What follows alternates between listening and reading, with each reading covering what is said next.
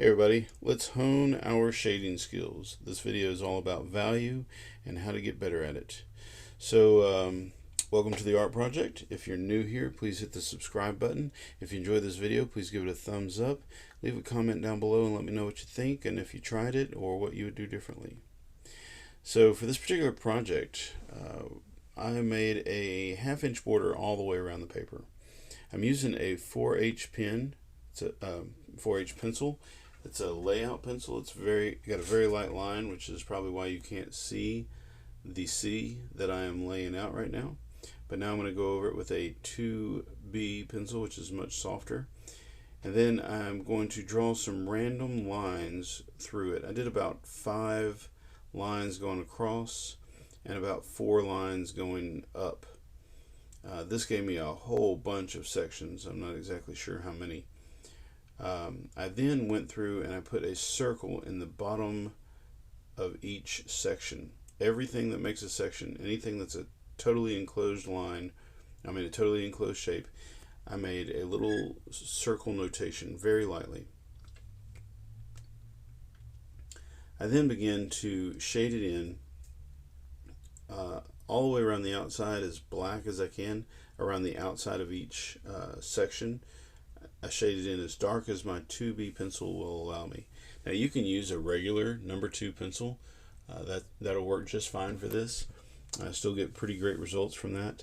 I just happen to have a 4H and a 2B pencil. So I'm going all the way around the outside with a very dark, almost black line and shading in. You can see how I'm kind of rounding the corners off on the inside. And the more I do this, the more I round it off and the more I create a circle, and the lighter I press down with my pencil. I'm continuously letting up the pressure every time I go around a little bit towards the inside.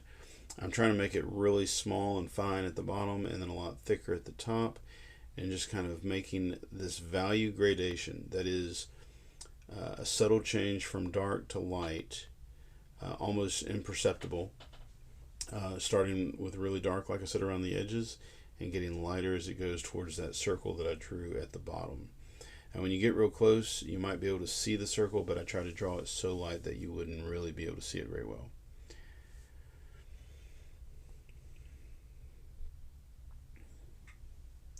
So I did all of the first one, and now I'm starting the second one, the little triangle you see there. And every now and then I find that I've got to go back to the section before. So now you can see it a little bit closer here. I'm going all the way around it, kind of rounding the corners off, making it really dark up against the line. And as I go as I go further in and closer to the bottom, I let pressure up. On the inside of the C, I made it even lighter. I didn't actually get black on the very outside edge of each section. I just left it kind of light, and this will create a pretty nice effect too when I'm done.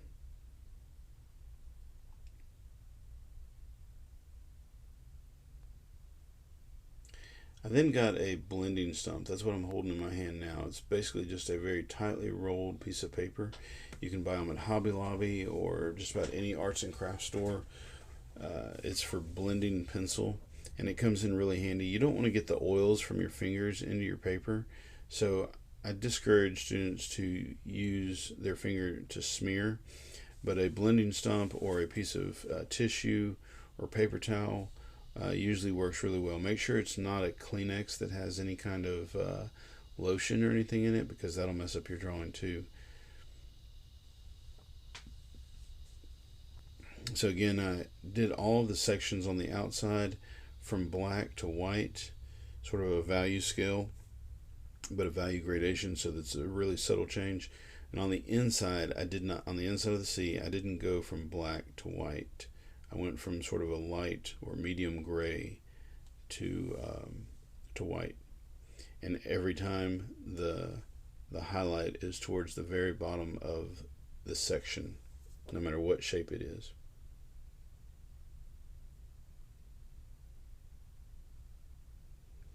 I also found that I was almost done, and then I realized that there were a lot of places that I didn't get as dark as I should have, and I did have to go back and make those darker.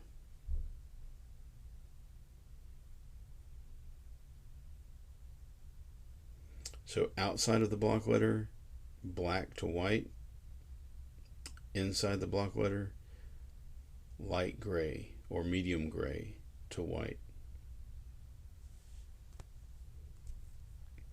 I kind of liken this to, wait a second.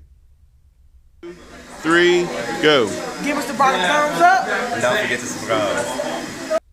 I kind of liken this to that movie, The Karate Kid. Couldn't remember it for a second there. The Karate Kid, and how he had to take his jacket off, put it on the hook, take it off the hook, put his jacket on, take his jacket off, put it on the hook. And this was all to build muscle memory in order to be able to block and fight better. Well, this is a lot of repetition when it comes to shading. The end result is really nice, but it also just develops your skills at shading and trying to get this better and being able to use a blending stomp, trying to get it darker in the places it needs to be dark, rounding it off, applying pressure or letting up on the pressure.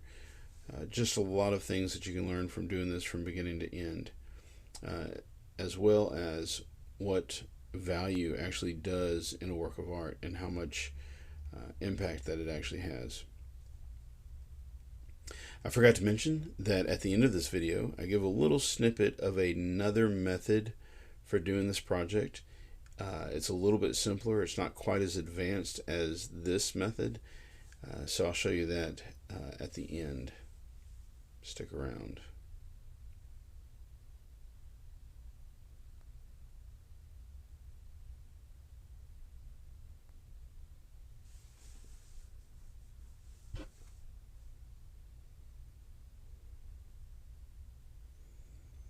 I am finally nearing the end of this thing. It took me about 90 minutes, I think, in all.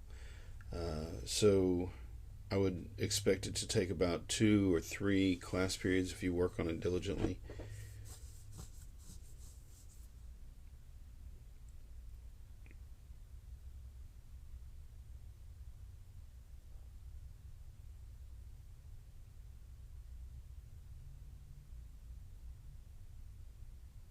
You can also use an eraser to touch up any highlights that you might have accidentally got shading in.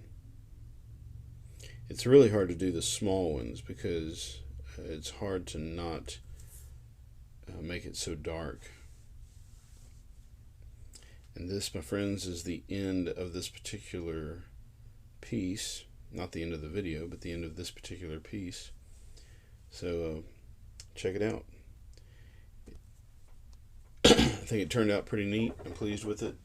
The C stands for Chad. That's my name. You can use whatever block letter you want. You can actually use more than one block letter if you want. There's a number of ways that you can do this. Get creative.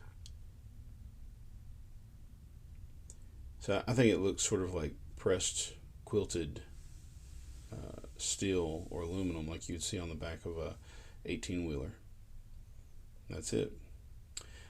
So here is coming up a alternative method for doing this, and I don't finish this particular version of it, but I wanted to do enough of it so you could see how I did it.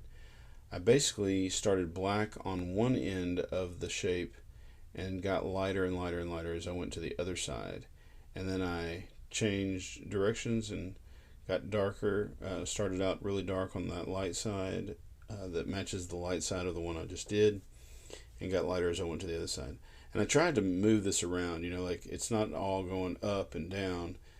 It might be coming from the left or coming from the right. I tried to change it up as much as I could and still have the dark against the light. But the difference here is that I'm not going all the way around the shape and making a circle of a highlight. I am starting on one end and making it lighter as I go across. So I'm going to start out really dark on this end and get lighter as I go across to the corner. And then I switch and I start out dark and go light to the other side, and so on. And I just do this over and over again. This is the way most of my students do it because it's the easiest method to do. But I do have a lot of students that like to take the challenge and try to make the really fancy pressed metal looking version of it. It's up to you. You do whatever you want. Like I said, I didn't really finish this one. At least I haven't finished it yet. I'll finish it maybe tomorrow, but I wanted to give you an idea of what it looks like. So there you go. I hope you enjoyed it. Give me a thumbs up. Stay tuned for more videos. Tap the bell if you want notifications of future videos. Subscribe if you haven't already.